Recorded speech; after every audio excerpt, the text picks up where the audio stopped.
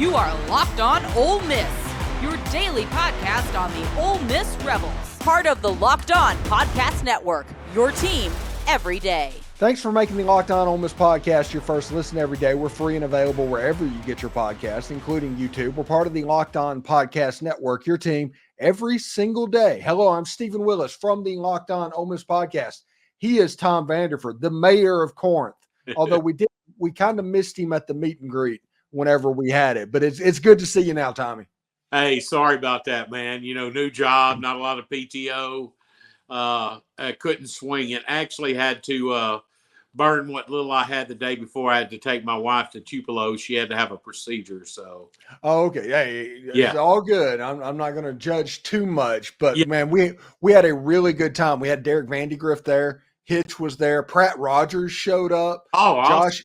Josh Guest was there. It was pretty cool to see some of the regulars popping in for the meet and greet.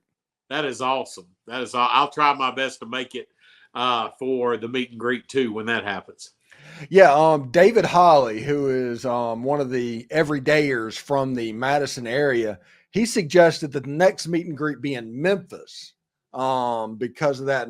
And I think that depends on whether or not Ole Miss makes it and host a playoff game, because if that happens, we're going to be doing a meet and greet in Oxford.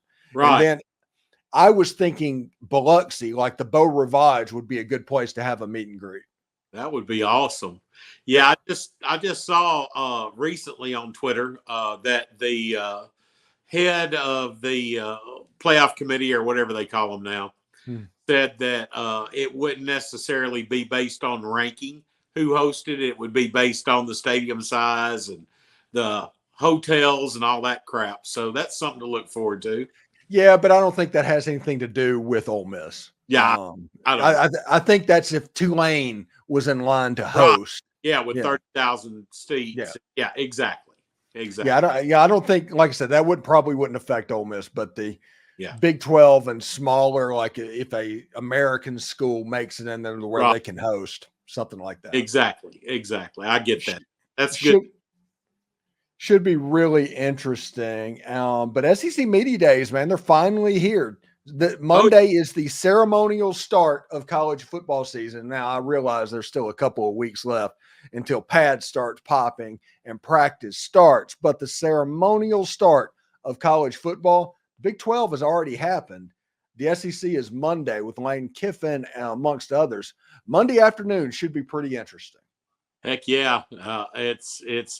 I'm like a kid waiting on Christmas, and I think most of our loomers are as well. They know how much we've all, especially those of us that are a little bit longer in the tooth, how much we've waited for a potential football season like we hope to have this season. Yeah, and everybody should be prepared. Like, if this goes pear-shaped, you're going to see people get turned on this season, because the anticipation, like you said, people my age, this is the year I've waited my whole life for. Yeah, me too. And if that doesn't happen, somebody has to take the blame. Yeah. That comes with the expectations and things like that. So it should be interesting. Although, Ole Miss's over-unders at 9.5, and currently I would take the over on that. So I'm not overly worried about it. I'm not either. This isn't the old days Ole Miss like we had, when we were ranked 4th in the country when Houston Nutt was head coach. We didn't have the depth or the talent that we have now. Yeah, so, that 2009 team was not as good as this one. No. Because basically, like Greg Hardy and Parigi and all those guys graduated on the defensive side of the ball. Exactly. So, what do you think the storylines are going to be for Lane Monday? Well, goodness, everybody's going to give him a hard time. Of course, somebody will ask him about Feinbaum busting on him, I'm sure, but I think he is going to keep it close to the vest. I think he's going to brag on the 3 kids that are going to be there representing the University of Mississippi. I'm sure he'll get asked questions about Judkins leaving, all this other stuff. And, he may get asked about, what was the guy's name? Ja'Cory McCroskey. He sure did look good on film, oh yeah, he couldn't get into school. Yeah, he couldn't get into Ole Miss. So, but other than that, you just got to. I think he's gonna be Saban-esque. I think he's gonna tamper expectations and keep everything close to the vest. Except for one thing. I agree with everything you just said, except for one thing. I think he's going to take this opportunity to build up Jackson Dart a little bit. Oh, I think definitely. To start the Heisman campaign. I do think that he is going to rat poison his own quarterback a little bit. Yeah. Oh, yeah. Yeah. Well, he did that with, let's hope we don't have the same effect. He kind of did that with Q last year. And, Q's game kind of suffered, in my opinion. But, he probably will. I'm glad that the other two kids are getting to go. I think they're integral parts of the team. And I'm just ready to sit back and relax and, hopefully not have a bunch of those nail biters, at the, end of the game this year. Maybe have a couple of easy wins if there's such thing for an Ole Miss fan. Yeah, people don't realize this because during the season, it looks like I'm going, just constantly going. But the way it's set up, football season is easier for me than the off season. Oh yeah. The off season for me is a grind. And in some weeks, I just absolutely grind. So as it gets into fall practice and starts heading there, you'll see the show start to transition a little bit. Right. And then, once the football season starts, it's like Monday night is going to be probably like John Forcade. Tuesday night, a live show. Wednesday night, Bill Flower. That's what it should be interesting. I think it'll be fun.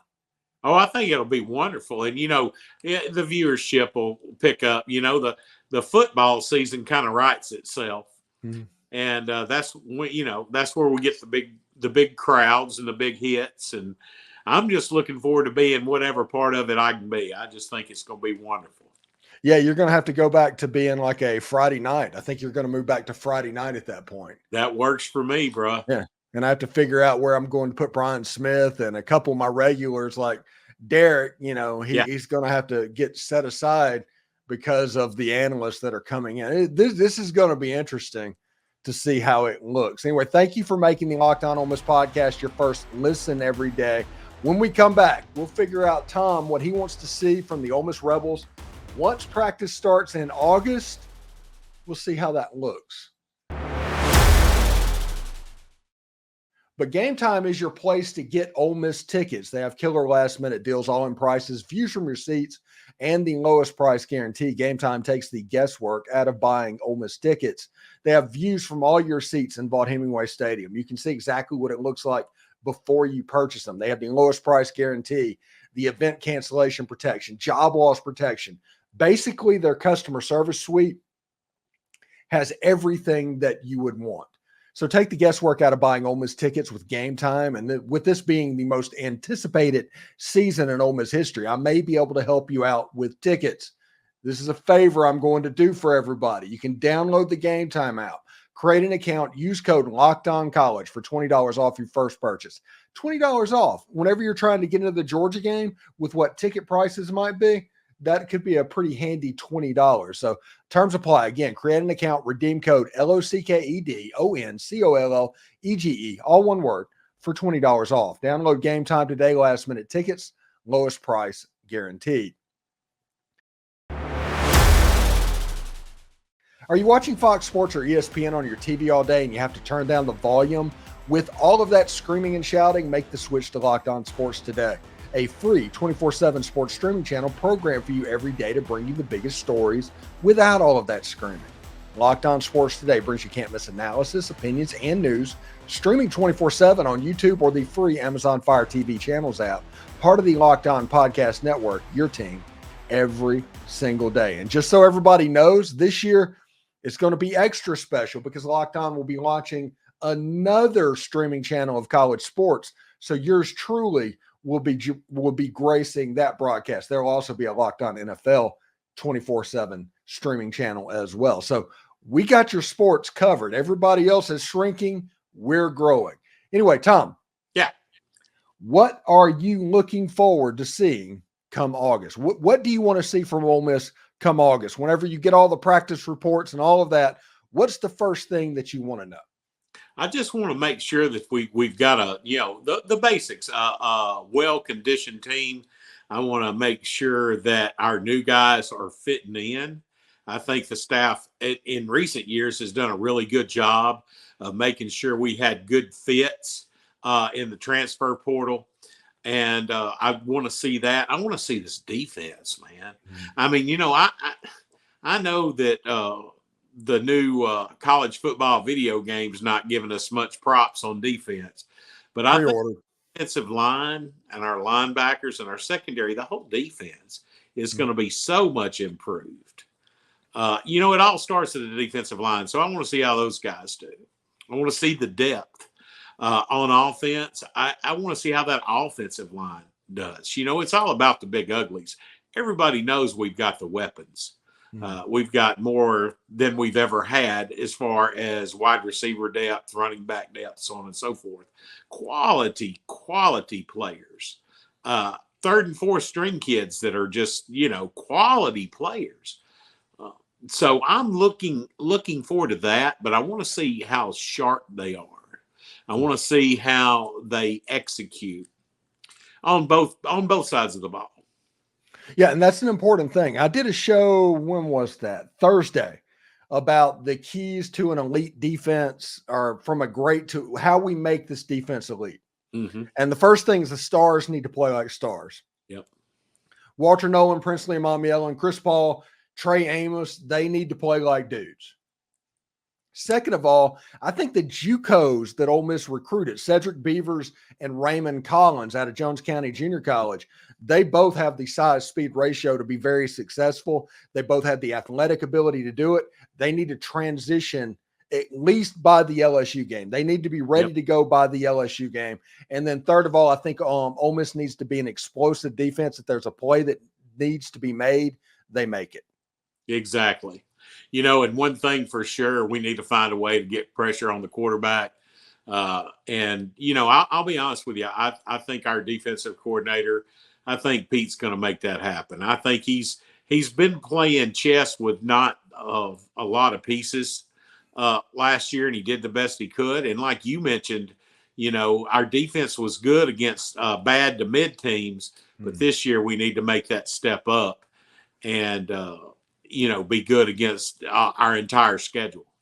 Yes, against LSU be good, against Georgia be good, against Oklahoma, because Oklahoma's offense is going to look a little bit different than the Lincoln Riley stuff, but there's still some air raid principles. Seth Luttrell is the offensive coordinator there, and Jackson Arnold's a really good quarterback as well. So Ole Miss is going to have to score, but the defense is going to have to show up in that game as well. That's probably the three games that I'm most worried about. Completely agree. I completely agree.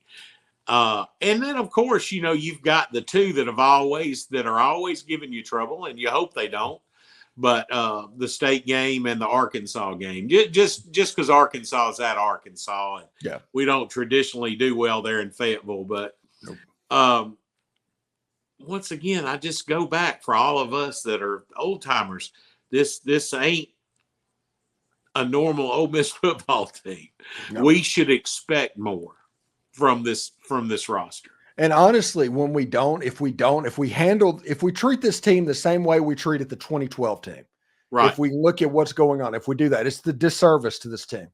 I agree. This team deserves the expectations. They deserve all of this stuff, because everything needs to be done on the bar of what we need to do to win the national title. Right. Winning 42-21 against Furman, you don't need to be happy about that. This isn't the days where winning a game is good enough. Exactly. You want to see this team doing what it needs to do to progress towards a national title. If that is really the goal and not just lip service, that is what you need to do. We need to be dominant. I believe that we have, and I hate bringing up Nick Saban all the time, but I believe we have a Nick Sabanist staff. I think we have a Nick Saban-esque roster, and I think it's just time to go out and execute. Yeah, that is the key word. This season is going to be completely about execution. The big question that Lane Kiffin's going to have to do, he's going to have to do motivation. He's going to have to worry about them rat poisoning themselves. And will the players execute on the field? Because honestly, I'm just going to be real right now. In 11 games that they play this year, Ole Miss is going to have the better roster on the field. Yes. Georgia's the only one. Yeah, Georgia's the only one. So they just execute. Do what you have to do. You need to honestly have that mindset that Nick Saban put into the Alabama program. You talked about Saban earlier, but that robotic thing, the methodical nature of it, that needs to be instilled, honestly, from the beginning. Exactly. I mean, we have got the potential on our roster to have the most NFL draft picks in one season that we've ever had at Ole Miss. Yeah. And but like you said, we got to execute.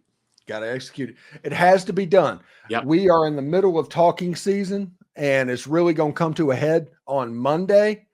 All of these things are true. Everybody's talking about. I had Phil Steele on the show on Tuesday talking about how Ole Miss could win a national title. He said that. But you still have to do it. We're just talking at this point. It still has to be done. I agree.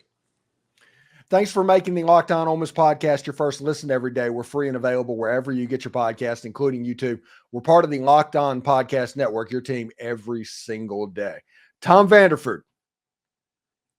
Tom Vanderford, thank you very much for joining the program. We'll talk to you later, buddy. No problem. You guys have a good day. Hotty toddy. Hotty toddy.